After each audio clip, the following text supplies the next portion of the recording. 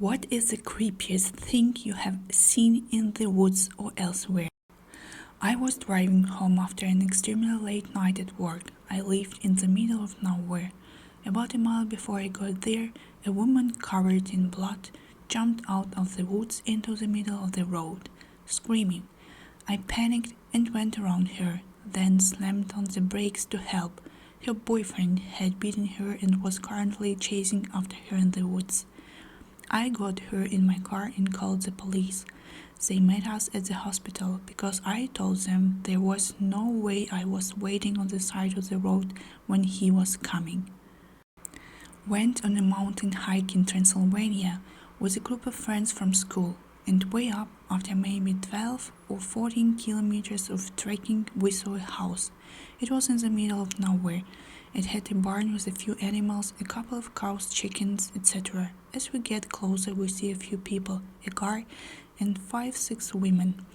Not sure if there were more inside. The dude comes to greet us, barely speaking the language.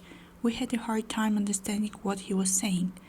They lived without electricity, gas, or anything. This is in the early 90s, though there is no internet, mobile phones to worry about, at least for most people. Anyway, they all looked weird, kinda dumb expressions on their face. We can barely understand each other. They asked us who the president is now, and if we want some milk. They look at our clothes and shoes weirdly, curious, like who knows when the last time they had human contact. Or maybe there were more crazies around those parts. Not sure to this day what was going on. It's not typical in the region, so we kinda freaked out, especially cause the dude looked a bit disturbed and we were too young. We were looking around to see if there were more of them. Paranoia was getting to us, thinking there must be a village nearby.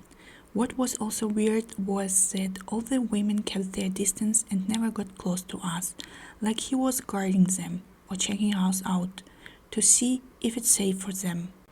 One of my friends kept saying we don't want their milk and we need to go cause it's getting dark. We walked calmly for a while, then when we thought we were out of their sight, bolted like crazy out of there. Needless to say, we camped after a few hours and we always had one person awake to keep watch.